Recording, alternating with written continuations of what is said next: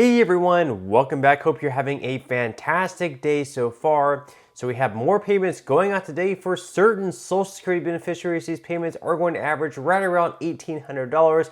So we're going to be covering that. Plus, we're going to be going over an update on a possible government shutdown at the end of this week. So we'll be covering some updates on that as well. Plus, can members of Congress just get along and act civil?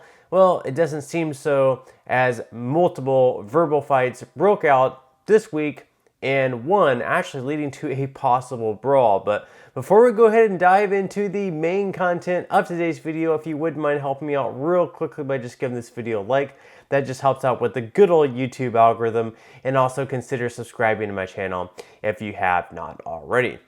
So in our lead story for today, of course, we have the multiple fights that broke out just this week, many of them between Republicans, Republican on Republican. They just cannot seem to get along in Congress, whether it's picking a House Speaker or really anything else. Republicans just can't seem to get along. So the first one of which, of course, we had Tim Burchett accusing the former House Speaker and Kevin McCarthy of using his elbow and hitting him in the back while walking down the hallway. And because of this, we now have Matt Gaetz, who helped oust Speaker McCarthy from his role as the House Speaker, filing an ethics complaint against him. So according to The Hill, McCarthy appeared to bump into Burchett as he passed in a Capitol hallway on Tuesday, which Burchett said was a deliberate elbow to his back. McCarthy later told reporters the interaction was not deliberate and that he was simply moving past Burchett in a small hallway. He said, quote, "I guess our elbows hit as I walked by." McCarthy later told reporters, including CNN, he went on to say that if I would hit somebody, they would have known that I hit them. So that's just one of the many attacks that took place. Then, of course, we have Representative Marjorie Taylor Greene calling fellow GOP Representative Darrell Issa a pussy on Tuesday after he attacked her for lacking the, quote, maturity and experience to understand the proper way to bring an impeachment vote against Homeland Security Secretary Alejandro Mayorkas. So that's just a second of which. Then, of course, we had a Senate hearing where a GOP senator and Mullen challenged the Teamster boss to fight at a Senate hearing. And so you can see here that according to CNBC, a Republican senator and the president of the Teamsters Union nearly got into a fist fight on Tuesday in the middle of a Senate committee hearing until Senator Bernie Sanders stepped in and broke it up. So the exchange went something like this. "You want to run your mouth? We can be two consenting adults. We can finish here," Mullen said to O'Brien, who was testifying at a hearing on labor unions in America. Quote, "Okay, that's fine. Perfect," O'Brien replied. "I'd love to do it right now." "Then stand your butt up then," Mullen shot back. "You stand your butt up." Mullen, dressed in a white shirt and no jacket, then stood up and began to move towards O'Brien, trying to fight the guy. Then Bernie Sanders, of course, had stepped in at that point in time and said, no, sit down. You're a United States senator." Then, of course, both men sat down, but the interaction sort of continued going past then. Then we had two other members of Congress, this time a Republican and a Democrat, both calling each other Smurfs. So according to The Hill, basically Comer had accused Biden of making a personal loan to his brother, basically saying that in that way he was also evading taxes as well. But Moskowitz is saying that basically Comer is a hypocrite because he also possibly loaned some money to his brother. Comer, of course, denies this. And they went on to have an interaction where Comer said, "You look like a Smurf here," just going around and all of this stuff, seemingly referencing his blue suit and tie. And then later on X, formerly known as Twitter, Moskowitz tweeted, "Gargamel was very angry today," and Gargamel was basically referencing the main villain of the Smurfs universe. So Congress can't seem to get along, acting in extremely immature ways, considering that our U.S. debt right now is $34 trillion. Homeless is a huge issue. A lot of people on the streets, a lot of people going hungry, and a lot of people not being able to afford their bills. We have a lot of problems going on. Meanwhile, this is what our members of Congress are doing.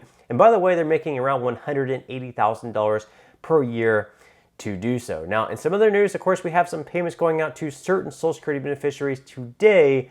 On November 15th, these payments are averaging right around $1,800. So of course, these payments are going to beneficiaries with a date of birth from the 11th to the 20th of any given month. And then the final payments are going to be going out next Wednesday on November 22nd. Those are going to be going to those with birthdays falling between the 21st and 31st of any given month. And then of course, looking ahead until December, as you can see the payment schedule up on the screen, the first payments are going to be going out to SSI beneficiaries on the 1st. SSI beneficiaries are also going to receive another payment on the last Friday of the month on the 29th. That is going to be their January 2024 payment. That's because January 1st happens to fall on a holiday. Whenever that happens, you end up receiving that payment a little bit earlier. So the second payment for SSI beneficiaries is going to be a little bit higher. Then the other payments going out in December, of course, are going to fall on December 13th, December 20th, and December 27th. Now, in some other news, of course, we had an inflation report come out yesterday, and it had some good news in it, it had some mixed news, and it had some bad news. So according to CNBC, inflation was flat in October from the prior month. Core CPI hits 2-year low. So of course, we had the good news. The good news in all this is that inflation did not rise from September to October, so inflation is not going up. The mixed news, of course, is that the 3.2% inflation reading happens to be the exact same amount that Social Security beneficiaries are going to be receiving for their cost of living adjustment in 2024. So inflation is not rising above that amount, nor is it going below that amount. So it's not really good news, nor is it bad news. But the bad news, of course, is that 3.2% is certainly too high still. And realistically speaking, it probably is actually a little bit higher than 3.2% since the government has a way of rigging these numbers to make it seem like they're not as bad as it actually is. So 3.2% definitely needs to go a little bit lower, at least 2% or even lower than that. And finally, in our last story for today, we actually have some good news as the House was finally able to pass a government funding bill, whether you're for that or not. At least we are not going to have a government shutdown. And while checks for Social Security would have continued going out, even if we did have a government shutdown, it was possible that we could have had thousands of Americans lose their jobs because of this. So that's certainly something that we would not want. So according to CNBC, House passes bill to avoid government shutdown. Senate is going to vote next. So the House approved a bill on Tuesday that would avert a government shutdown, sending the measure next to the Senate where it is expected to pass. The quote, latter continuing resolution, or CR, will fund parts of the government until January 19th and others until February 2nd.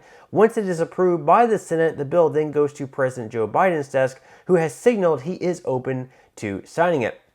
So the final tally was 336 in favor and 95 opposed, with 127 Republicans joining 209 Democrats to pass the bill. But the most surprising figure was how many Republicans broke with party leaders and voted against it. 93 voted against it versus just 2 Democrats who voted against it. So for newly elected House Speaker Mike Johnson, the bipartisan vote sends an early signal to the Senate and the White House that he is willing to reach across the aisle to pass pragmatic legislation when it is necessary. So that is definitely pretty interesting there. We actually had more Republicans voting against this bill, despite the House Speaker, of course, being a Republican, than we had Democrats. So, we had a House Speaker in Kevin McCarthy who was just booted from his role for doing pretty much just this, of passing a bill that, we had probably 8 to 10 Republicans voting against. And because of that, they, decided to boot him from his role. So are we going to have Matt Gaetz and, perhaps some other Republicans also want to remove Mike Johnson as the House Speaker as well? And if he's removed, how long exactly is it going to take to put in a new House Speaker from here? So Republicans aren't doing exactly the best job of governing in the House. They might have good intentions perhaps, but things just certainly aren't looking all that good, from the verbal fights to this whole mess of, removing speakers, trying to put in new speakers, and then just the party in general not really getting along. I mean, if you want to give the Democratic Party something, it's at least that their members in Congress are able to get along and not be fighting against each other, and they're able to work together. Republicans not doing all that great in working together here. But that's all the news that we have for today's video. I certainly hope that you enjoyed and found value out of it. If you did, again, I would greatly appreciate if you could give this video a like. Consider subscribing to my channel if you have not already, and I will see you in the next video.